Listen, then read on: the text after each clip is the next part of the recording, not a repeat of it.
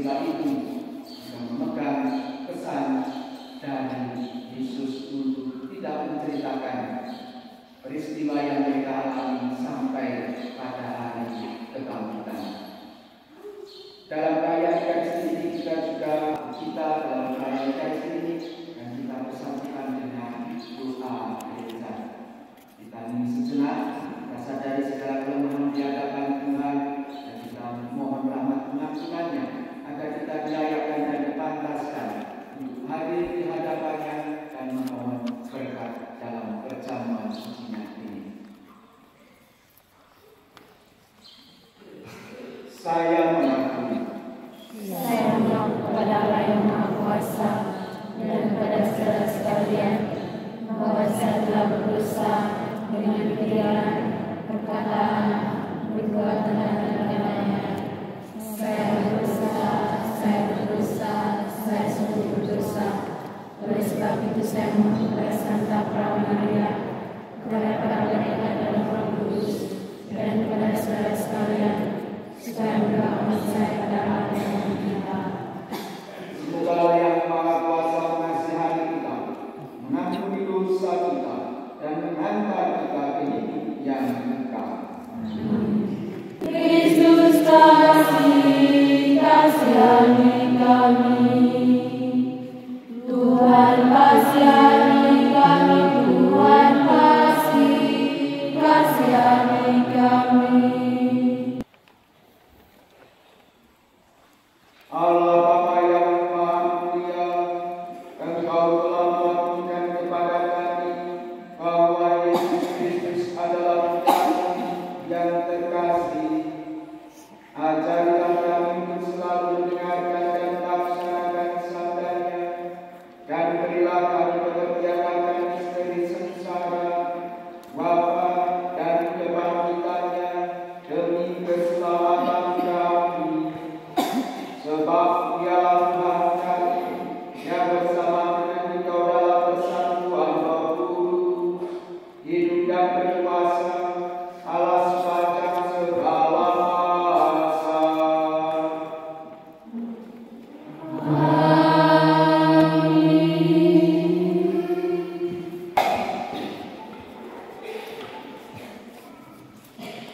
Kurban Bapa Abraham leluhur kita.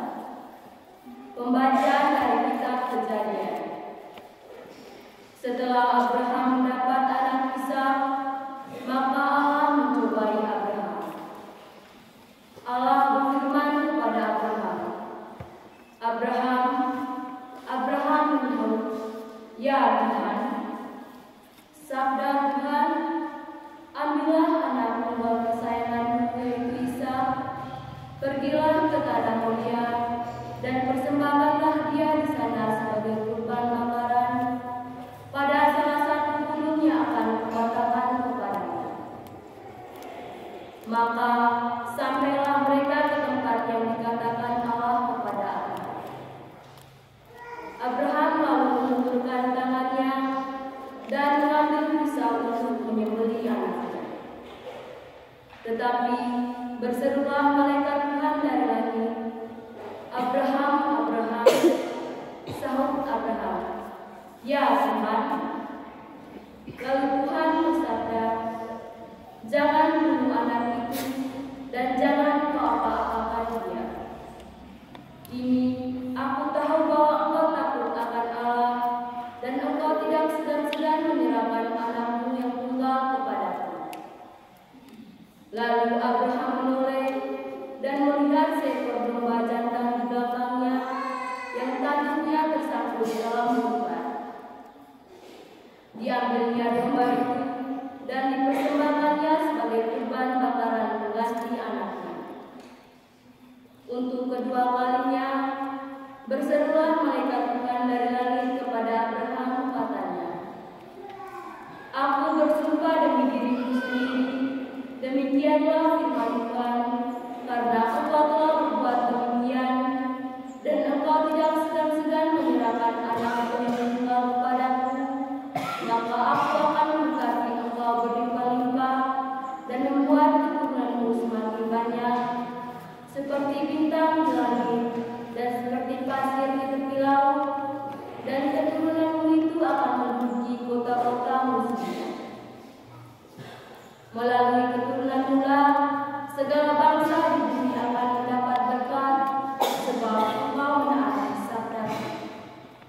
Demikianlah sabda Tuhan. Syukur kepada Allah.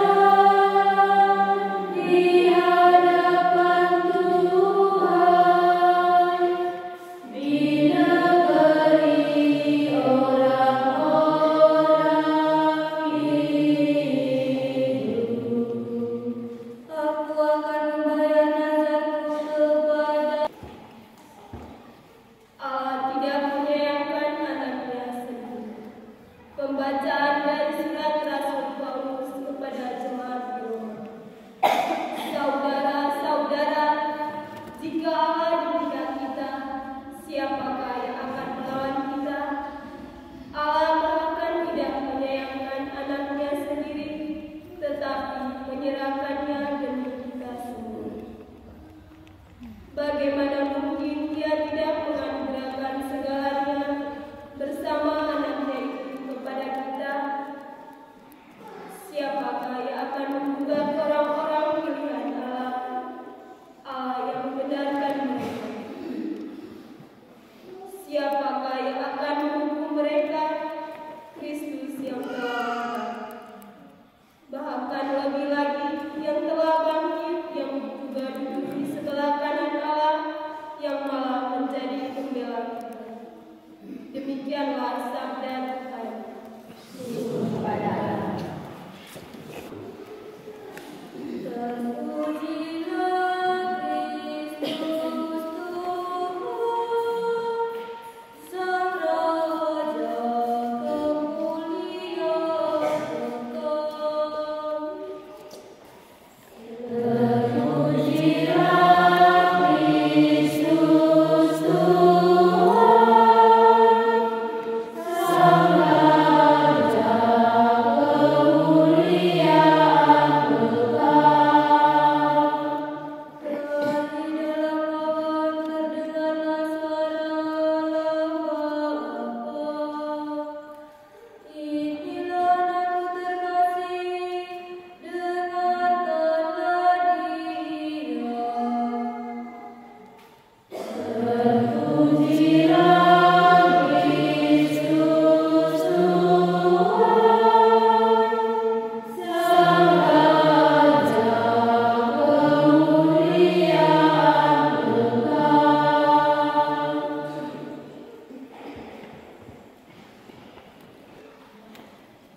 Tuhan bersamamu.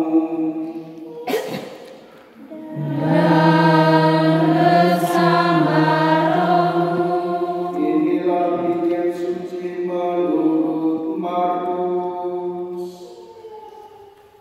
Dimuliakanlah Tuhan.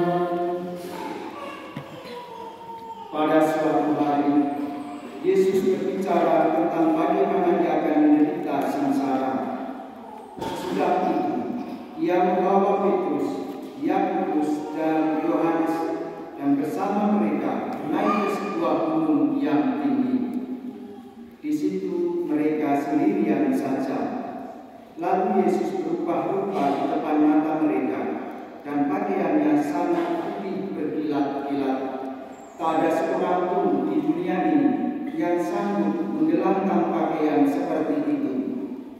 Maka nampaklah kepada mereka Elia dan Musa. Keduanya sedang berbicara dengan Yesus. Lalu Petrus berkata kepada Yesus, "Rabi, betapa bahagianya kami berada di tempat ini. Baiklah, kami dirikan 3 kemah, satu untuk engkau, satu untuk Musa, dan satu untuk Elia."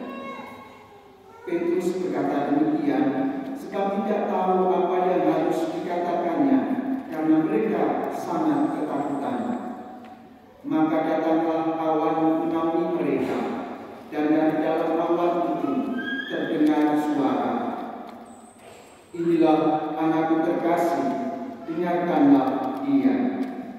Dan sekonyong-konyong waktu memandang sekeliling, mereka tidak lagi melihat seorang pun bersama mereka kecuali Yesus seorang diri. Pada waktu mereka turun dari gunung itu, Yesus berpesan supaya mereka jangan menceritakan kepada siapapun apa yang telah mereka lihat itu sebelum Anak Manusia bangkit dari antara orang mati. Mereka memegang pesan tadi sambil mempersoalkan di antara mereka apa yang dimaksud dengan bangkit dari antara orang mati.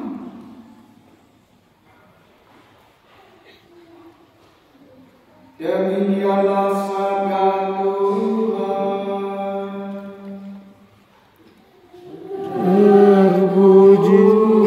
Terpujilah Kristus.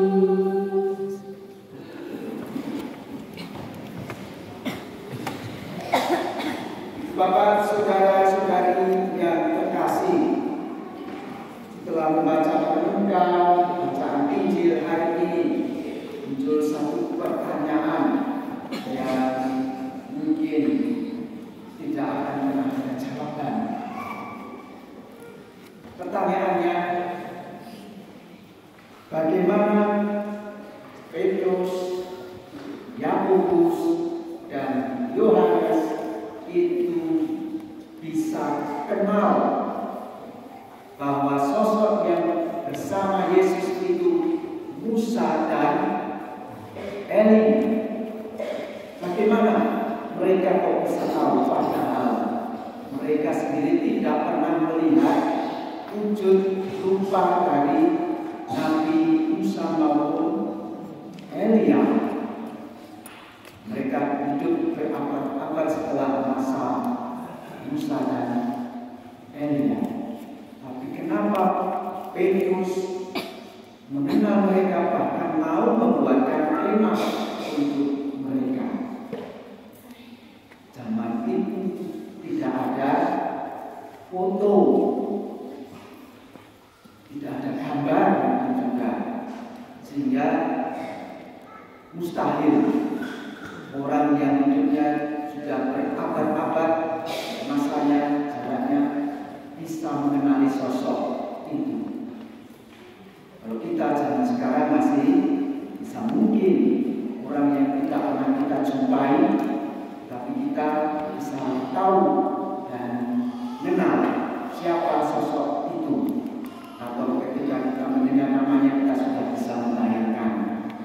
Seperti kita mengenal sosok Soekarno misalkan, kita bisa melihat foto, bisa melihat video. Oh, ini loh sosok Soekarno, presiden pertama kita ini.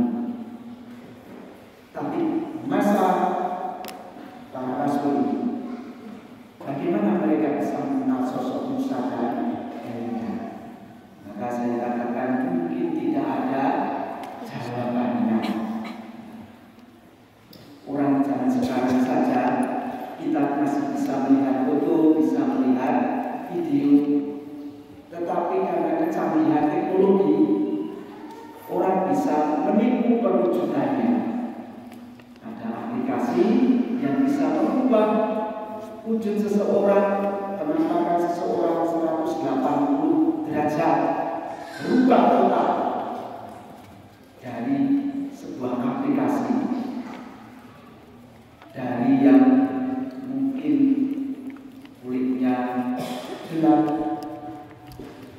banyak bekas jerawat, bisa putih, bisa mulus. Orang menjadi tidak kenal lagi sosok ini karena sudah berubah 180 derajat. Di Pak Mo ini, kalau mau jadi seperti artis Korea, pemain drama Korea, kita tahu drama Korea, pemerannya katanya cakep, cantik-cantik, bisa oleh aplikasi. Kulitnya menjadi glowing, bersinar, bisa. Maka orang sudah tidak lagi bisa mengenali wujud aslinya. Bapak Ibu yang usia 50, 60 menjadi sosok yang usianya baru 17 tahun, bisa. Karena kecanggihan teknologi. Dan zaman itu kita kembali ke para rasul tadi. Mereka tidak punya pengenalan apapun untuk Musa dan Elia, tapi mereka tahu. Bapak Ibu saudara-saudari, kiranya bukan itu pesan utama dari Injil kita ini. Mereka penulis Injil menghadirkan Musa dan Elia untuk meyakinkan mereka yang menjadi subjek pewartaan. Markus itu untuk orang-orang Yahudi. Mereka menganggap Mesias itu sebagai Musa baru. Maka Musa dan Elia menjadi nabi yang besar bagi bangsa Yahudi. Kita tahu Musa itu yang memimpin bangsa Yahudi keluar dari Mesir.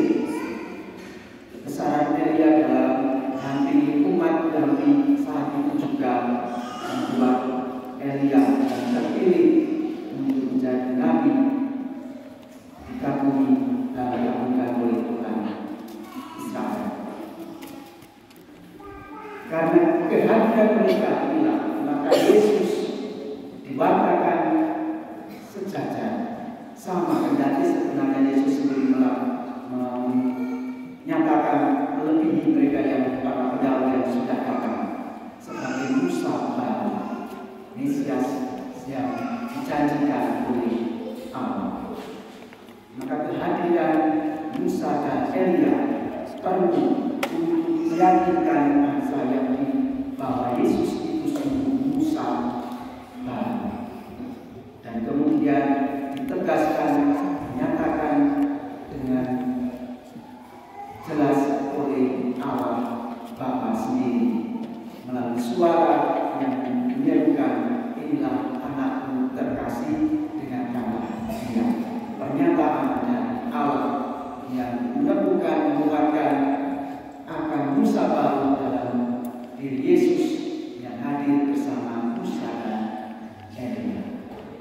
Maka Bapak Ibu saudara-saudari yang terkasih, menghadapi atau melihat, menyikapi Yesus Sang Mesias yang kita imani sekarang ini, bagaimana kita bersikap dalam hidup kita sehari-hari. Kita bisa meneladani dari para rasul yang senantiasa setia sampai akhir untuk melaksanakan perintah Tuhan. Sederhana perintah Tuhan kepada rasul dari Petrus, Yakobus dan Yohanes memegang pesan supaya merahasiakan peristiwa pemuliaan Yesus di gunung ini sampai pada hari kebangkitan orang mati. Yesus sendiri yang bangkit dari kematiannya. Awalnya mereka masih mempertanyakan apa maksud dari bangkit dari antara orang mati. Tetapi di tengah mungkin ada keraguan, pertanyaan, mereka tetap setia untuk melaksanakan pesan dari Yesus untuk mereka. Juga dari bacaan pertama kita melihat bagaimana kesetiaan Abraham dalam melaksanakan kehendak atau perintah Tuhan. Yang diperintahkan untuk mempersembahkan putranya yang dikasihinya. Bisa dibayangkan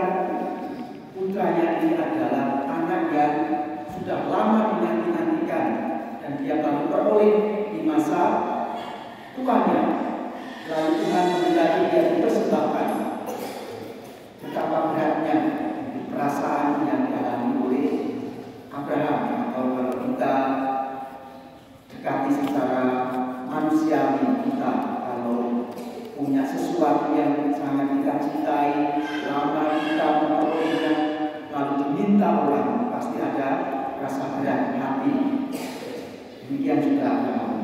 Tapi dia rela melaksanakan itu dengan setia. Karena Tuhan melihat kesetiaan itu, maka Tuhan kemudian menyediakan bahan persembahan tersendiri. Bapak Ibu saudara-saudari yang terkasih, sebab itu sebagai orang yang beriman dan meyakini Yesus hadir untuk menyelamatkan, menjadi penebus kita, maka hendaknya kita setia sampai akhir. Maka bagaimana kita bisa setia sampai akhir? Yang dibutuhkan adalah persembahan hati, keterikatan hati kita dengan Yesus semakin hari semakin kuat. Maka kita tidak akan mudah goyah. Kendati ada keraguan, ada banyak tantangan cobaan seperti yang dialami para rasul, mungkin juga mengalami keraguan apa itu bangkit dari antara orang mati. Tapi mereka tetap setia karena hatinya sudah terpaut kepada Yesus. Maka kita pun juga demikian. Hati kita mesti terpaut erat kepada Tuhan Yesus yang sudah kita imani, kita yakini memberikan keselamatan bagi kita. Maka persembahan hati itu yang lebih utama daripada materi-materi yang kita miliki. Itu bagian kecil, tapi bagian yang paling besar adalah hati kita. Kalau hati kita sudah terpaut, maka apapun akan bisa kita laksanakan dengan rela, dengan sukacita. Sama kalau kita dalam hidup rumah tangga, kalau hati kita sudah terpaut satu sama lain, maka godaan apapun tidak akan bisa memisahkan. Tetapi kalau masih separuh-separuh, kita akan mudah berpaling dari pasangan. Meskipun mungkin pasangannya dari penampakan fisik itu tidak sebaik dari pasangan kita sendiri. Orang melihat lebih cantik, istri saya kok malah memilih dengan orang yang lebih buruk lah wajahnya dari istrinya. Karena ini adalah soal hati yang belum sepenuhnya menikah. Maka ketika kita mengikrarkan janji perkawinan, hendaknya diselaraskan antara hati, budi, pikiran kita dengan perbuatan dalam perjalanan hidup rumah tangga, supaya kita tetap bisa saling setia sampai akhir dan pada akhirnya kita menerima kebahagiaan sebagai suami istri. Kalau separuh-separuh kita mudah tergoda, maka malapetaka sudah menanti. Maka Bapak Ibu saudara-saudari yang terkasih, janganlah kita mudah tergoda untuk berpaling dari Yesus dengan banyak godaan, mungkin juga hal-hal yang bisa memberikan kita kenyamanan dalam waktu singkat. Maka muncul zaman sekarang pun masih ada yang mengaku Mesias baru, dan kemampuan-kemampuan yang sedikit diberikan seakan-akan menjadi berkat bagi para pengikutnya. Tetapi sejatinya itu bukan berkat, itu adalah awal kehancuran. Gereja sudah mengalami masa berabad-abad lamanya. Gereja tetap setia pada Yesus sebagai Al-Masih, Mesias yang menyelamatkan, yang diutus Allah untuk menebus, menyelamatkan kita umatnya. Banyak orang yang mengaku sebagai Mesias baru dan gereja mengajarnya, dan mereka akhirnya hancur secara sendiri-sendiri. Maka Bapak Ibu saudara-saudari yang terkasih, teguhkanlah hati dan persembahkanlah hati kita untuk Tuhan, dan kita wujudkan persembahan itu dalam kehidupan sehari-hari.